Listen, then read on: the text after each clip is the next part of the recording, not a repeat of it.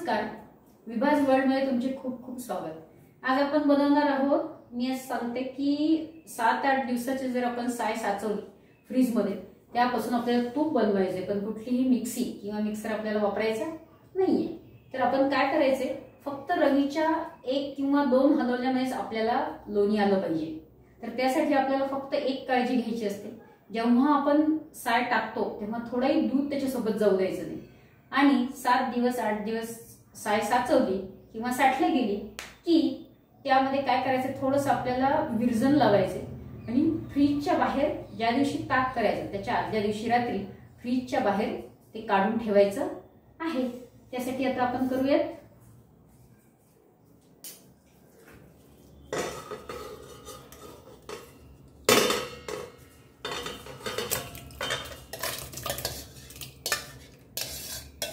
ही सगळी साठवलेली साय आहे, याला विरजण लावून ठेवलं मी कालच रात्री, फ्रीजच्या बाहेर काढून ठेवली होती। आता रवी घ्यायची, माझ्याकडे लाकडी रवी आहे, मला यानीच सवय आहे।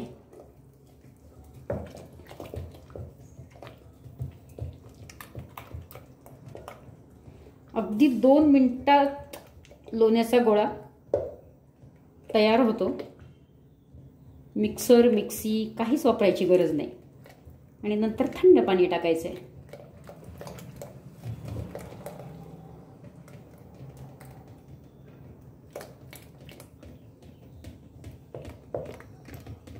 बघा लोणी येतंय आजूबाजूनी, ताकापासून वेगळं होतं।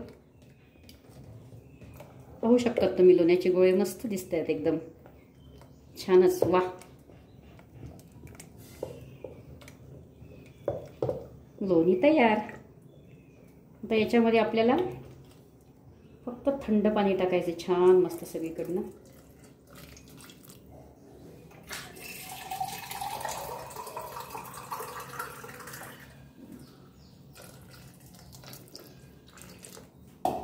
पाहू शकता तुम्ही किती छान लोणी आलंय, वाव।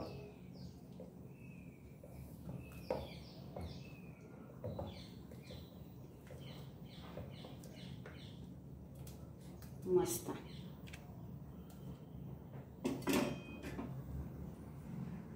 थोडा कोमट पाण्याचा हात करून आपण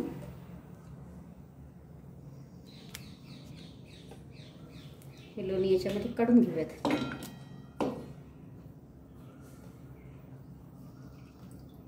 फक्त 2 मिनिटांमध्ये लोणी तयार झालं।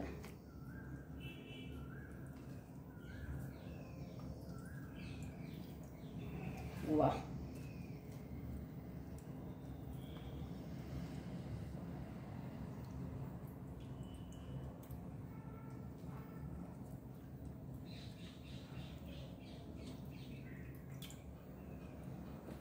हे लोण्यातलंही आपण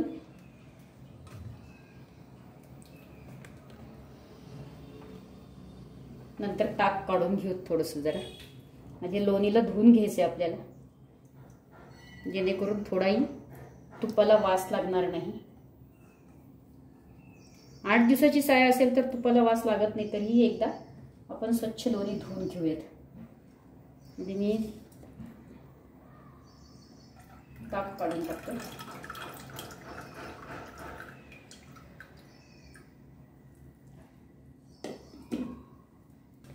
आता याच्यावर आपण थंड पाणी टाकून हे लोण्याला छान धुवून घेऊयात।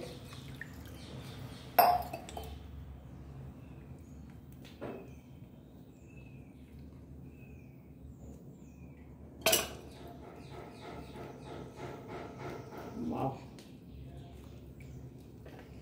पाणी काढून टाकल्यामुळे काय होतं, थोडाही वास येत नाही, खूप छान बनतं तूप।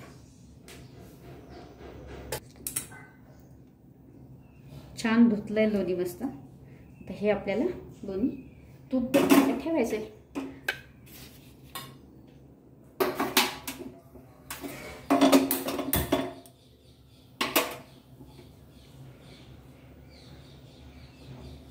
छान मीडियम आचेवर हे होऊ द्यायचं, जेणेकरून खूप प्रवाळ आणि हे होईल। आणि नंतर मी एक ट्रिक सांगते, तूप प्रवाळ होण्यासाठी काय करते ते आपण शेवटी बघूयात व्हिडिओच्या।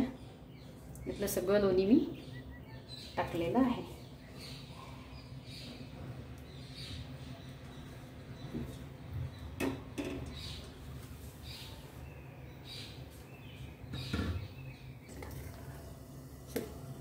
खूप छान बनतंय.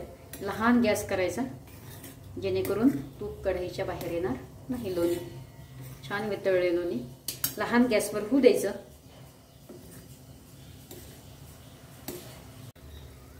छान तूप होत आलंय आता.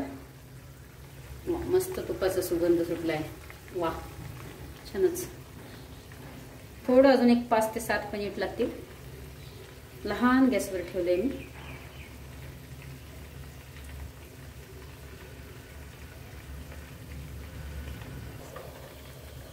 छान तूप सुटलंय मस्त. बेरी खाई तयार होतीये. होऊ द्यायचं जरा सावकाशच होऊ द्यायच्या सगळ्या गोष्टी. म्हणजे तुपाचा रंगही छान येतो. असं खरपूस तूप एकदम वरण भातावर खूप छान लागतं. खिचडी, वरण भात.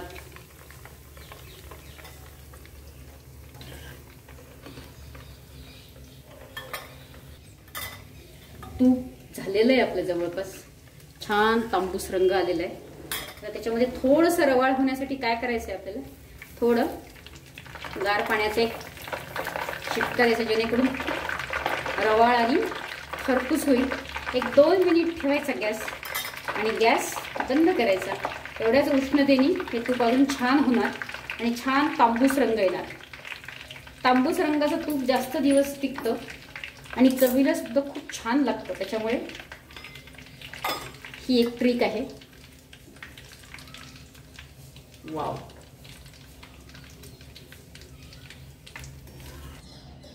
हे तूप आपण काढून घेऊया.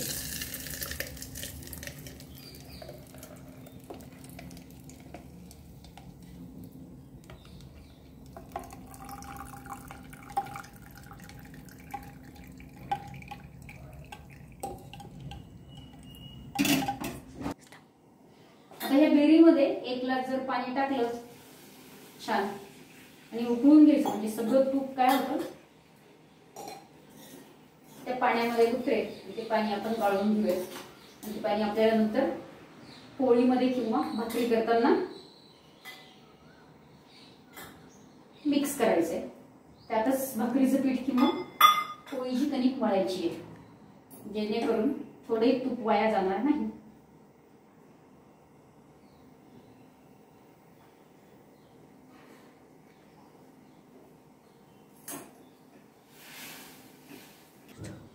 बेरीमध्ये आपण पाणी टाकून छान उकळून घेतलं आणि पाणी घ्यायचं आता आपल्याला गाळून. थोडा वेळ 2 मिनिट थांबते आणि मग नंतर ते पाणी गाळूया.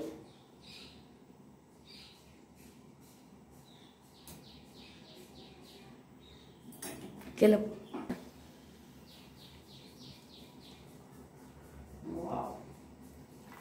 त्या पाण्यामध्ये खूप तूप असतं.